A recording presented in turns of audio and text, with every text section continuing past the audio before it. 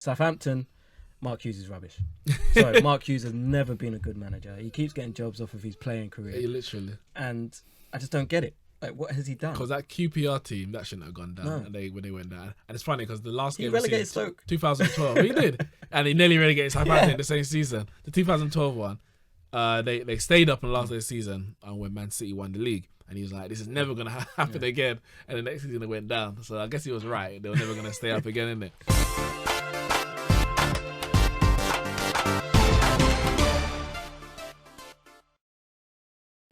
Yes, guys, we are back with another Neeks Sports podcast, episode 3. I'm joined here in the studio with Devo from the Football Banter Show. Dan, thank you for having me. And of course, Kyle from Neeks Sports, our resident guest. And as you can see here, we have someone wearing this blue hat. I don't know why. Ray from Man City Fan TV. Hi, guys. How you doing, Neeks? We're good. Regardless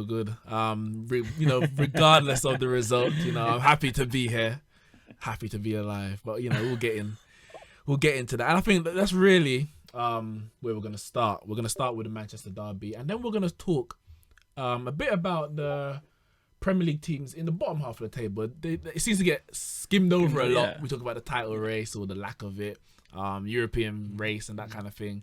But we don't really talk much about the bottom half teams until it gets later in the season. They start talking about relegation battles. So we're going to touch on that. And then we're going to head across the waters to the Europe mainland and La Liga, Barcelona, Real Madrid, and the whole battle for supremacy in La Liga since Ronaldo has left those shores.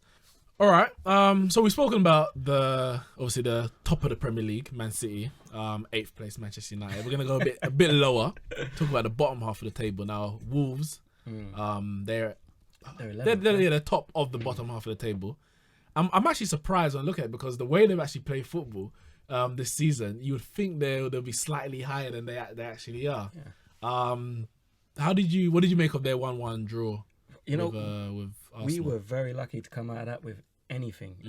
Wolves, very good side. I watched a lot of Wolves in the Championship last season, so I'm not too surprised at the way they've taken to the Premier League. But I think the problem with Wolves is they haven't been putting teams away. There's been a lot of games they've played this season where they've battered teams and they haven't managed to get that little win out or that slice of luck that's needed. So, but I think they're going to trouble a lot of the top teams. Yeah, I think they've troubled a few of them already. Man City and Man United. They play without fear. They genuinely believe that they belong in the Premier League, which is one thing. When a team comes up, sometimes they think, "Well, are we good enough to be here?" These guys, I mean, they've got Ruben Neves, who was captain in Porto at 18 in the Champions League. So they've got quality throughout the team. They've got players who have been there. They've got players who have played in top flight in Spain and Portugal and stuff like that. So I think they're gonna do well. I think they're gonna consolidate themselves as a Premier League side for the next few years. I know we had you mentioned about teams coming up to the Premier League and kind of not feeling like they belong. There was a team, Blackpool, who I think they came and they just played their style of football. In the end, it didn't work out. They could have nearly stayed up on the final day of the season. But Wolves are playing that brand and they're actually getting the results to go with it. The team just below them, Brighton, they can play probably a completely different style. Other ends of the spectrum. To Wolves. Completely other end of the spectrum.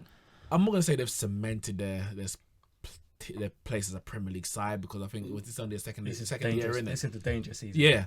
But under Chris Hughton, they've done pretty well. And I'm happy for Chris Hughton because I think he was hardly treated by Newcastle. Yeah.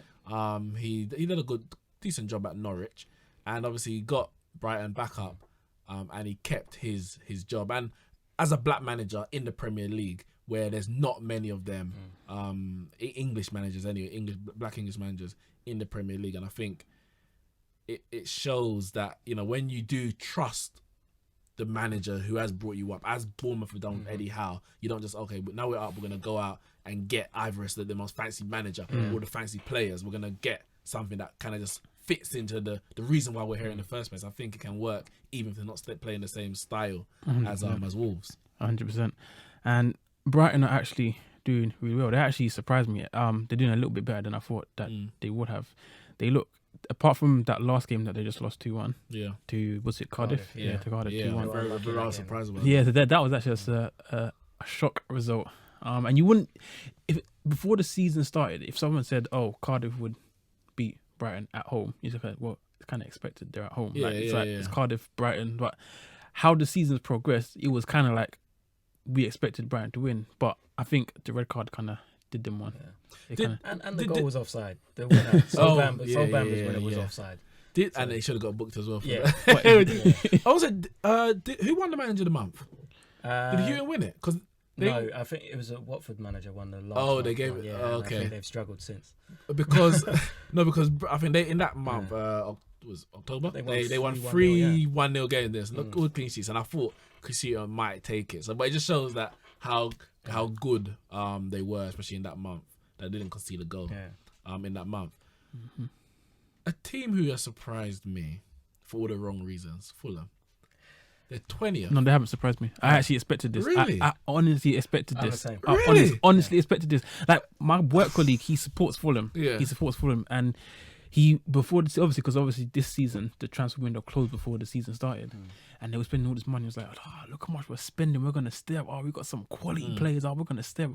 Mitrovic is going to lead us. He was like, as long as we get Mitrovic, we're going to be all right, because they didn't actually have him last season. He was on loan. And the Champions, he was on loan. And then went back to Newcastle. And it's like, if we buy him, because he's the one that got us to the Premier League, if we buy Mitrovic, we'll be all right. We'll stay up. They bought Mitrovic, and they bought more players. They bought Andre Schürrle, etc., etc. Did they buy Seri this year? Bought Seri, Andre Schürrle, Mitrovic. And he was like, we're going to do so great. We're going to do fantastic. And I was like, no, you're not. Like, the way you play and the way you're so vulnerable, and even in the Championship, like, some of the games that they had was like 4-2 and 5-3 and stuff like that. I was like, there's no way that's going to run in the Premiership. Like, you're conceding 2-3 goals to Championship teams. When you come to Premier League teams, you're Man City, not as good as Man City, but teams like Everton and stuff, you're going to get put 3-4 away, and you're not going to be able to score 4-5 goals because they're not Championship quality sides. Like, it was expected. Like, not expected, but I expected it. But also, on top of that, you can't buy 16 new players. It's a lot. They literally signed 2 new goalkeepers. They signed a whole new back 4. Yeah. And then you expect them to just go out and gel. By the time they gel, with 12, 13 weeks in, they're shipping goals for fun. We were at Fulham for the first game of the season. I think it was against Crystal Palace. And they lost that game. But they were optimistic. They were like, we get the players to gel and it will... But it's like, as you said, it's taken very long. And it goes back to what we're saying. Even when you look at Brighton, when they came up, they bought 1 or 2 players to implement the squad that they got already. Wolves haven't signed too many players. You know, when you come up, you have to trust the players that got you up. That's what I think that's what I think that they done wrong. It's because, like, Wolves, like, they came and they got into. Okay, granted they won the Championship, so technically you could argue that they were a better team than Fulham because they won the Championship. But they've come into the Premier League and they were like, this is what got us here. These are the players that got us here. Have a little faith in them to at least keep us up. We can buy 1-2 players to, make the team better as a whole. But these are the guys that got us here. Sessegnon won Young Player of the Year, and the season start, and they've dropped him out of the team. He was arguably their best player, and they've dropped him because they started with Vieto, Schürrle, and Mitrovic, and he's been dropped out of the team. And then partway through the season, they put him back into the team, but as a left back, where he started last season, but got moved forward, and they realized that he was better there. But then they put him back in left back, and it's like that's showing a bit of disrespect. But you both said that obviously they've signed too many players. Wolves and Brighton, you could say they signed enough, but then Huddersfield, who they struggled last year, obviously they stayed up, so well done. They're struggling again this year. There are a lot of people's predictions to go down. Some people are saying that basically their quality is not good enough. So the quality that they brought up from the Championship, people are saying it's not good enough. So I think Fulham, is there a right way to do it? Because sometimes it just works and sometimes it doesn't. Look at Cardiff. I think Cardiff are probably going to go down. I might be wrong because Southampton's down there as well, and Mark Hughes doesn't look like he knows what he's doing. But let me not start Mark Hughes. But Cardiff and Huddersfield, you could say, are examples of teams who haven't overhauled their squad, but they're struggling as a result. Burnley could be another one this season. I said at the beginning of the season, I actually predicted Burnley would struggle because Europa League. Yeah, but that finished long. They're out of it already. Yeah, but their season started in June. Like they were playing competitive football in June. Like that's crazy. Yeah. Everyone else is playing competitive football in August. These men are out there traveling Europe. In some crazy country where you have to take 2 ships and then a boat and then an ex-plane and then a coach.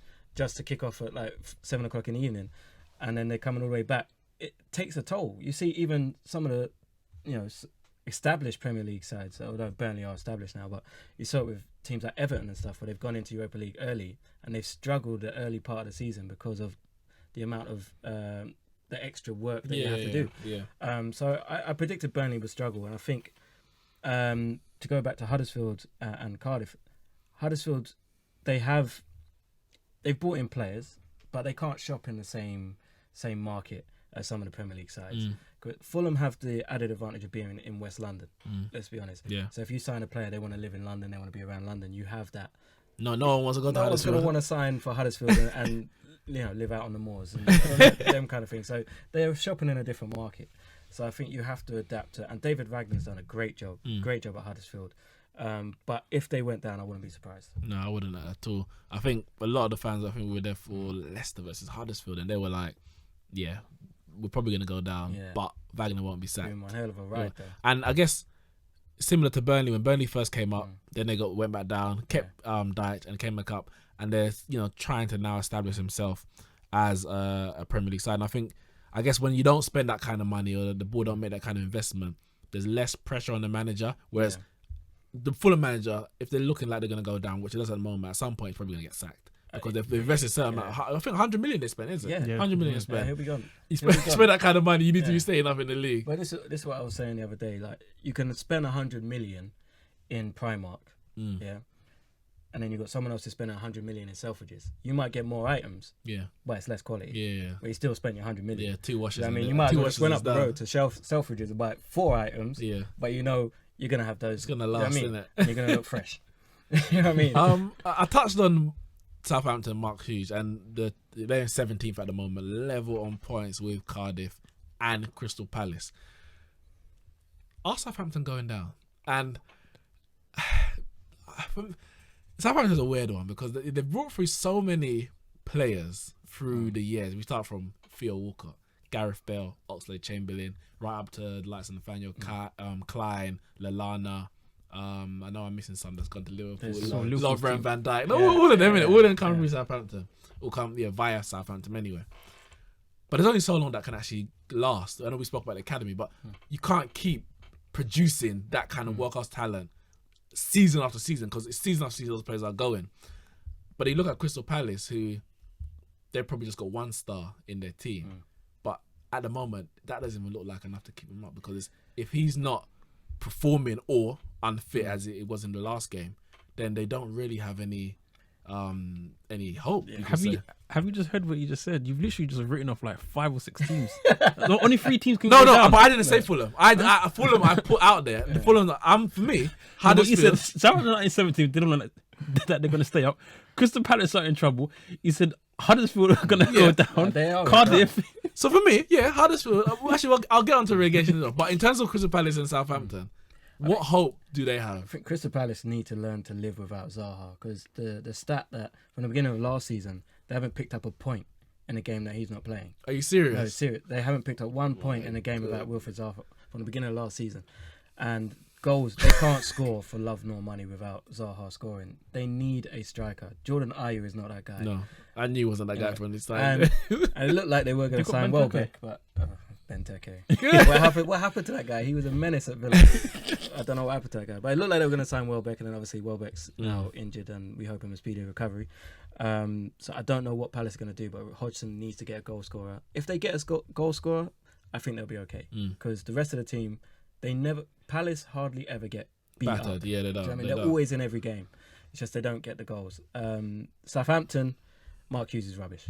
Sorry, Mark Hughes has never been a good manager. He keeps getting jobs off of his playing career. Yeah, literally. And I just don't get it. Like, what has he done? Because that QPR team, that shouldn't have gone down. No. And when they went down. And it's funny because the last He game relegated Stoke. 2012. He did. And he nearly relegated Southampton in the same season. The 2012 one, they stayed up in the last day of the season when Man City won the league. And he was like, this is never going to happen again. And the next season they went down. So I guess he was right. They were never going to stay up again, innit? Quick predictions on who's going to go down. I'll start. For me, I'll say Huddersfield, Cardiff, and Southampton. Fulham are bottom now, but I think they can get out of it. I had my prediction at the start of the season, but 12 games in, I think it's changed. I'll take 2 teams out and change them for 2 teams. Actually, no wait, 1 team out. I think at the start of the season I said Southampton, Huddersfield, and Cardiff, and I think I'm gonna take out Huddersfield for Fulham. So Fulham, Cardiff, and Southampton. Okay. Fulham, Cardiff, and Huddersfield, I think. So the current bottom 3 then. Yeah. Fair enough. You do realise that Fulham have 0 clean sheets this season. Yeah. That's if you can't. No, I'm just letting you know. Do you know they have 0 clean sheets this season? I know. Their washing machine broke. I know. Smash up. Their goal difference is like -29 or something. Yeah, minus 20. Oh, Conceded 30. It's 31. unbelievable. You 31. can't, It's you disgusting. can't stay in the No, Premier it's League and you disgusting. can't Like- defend like that. Chambers is their defender. You know that, right? Listen, You want to change? Do you want to change your I'm prediction? not changing my prediction. I made my prediction, innit? I made my prediction because maybe it's partly because I want Mark Hughes to go down. I want them to go down. I don't mind. I like Southampton as clients of what they've done, but I don't. Mark Hughes, he's Okay, so he doesn't deserve to be in the He Premier doesn't. League. He doesn't. That's the problem. Like Mark Hughes was He always doesn't. doing the Premier League, so he needs to go But the down. worst thing is if they're in trouble and he gets sacked, it's going to be Moyes, Allardyce, or Pardew. It's going to be one of that group. They're Yeah. all part of the same collective. Listen, I'm get telling Allardyce into Fulham and they're gonna stay up in it. So maybe they'll keep a clean sheet. wait, why does Fulham have to stay up? Why can't Fulham and Southampton go down? Don't worry about that. Sessignon needs to stay up. Yeah.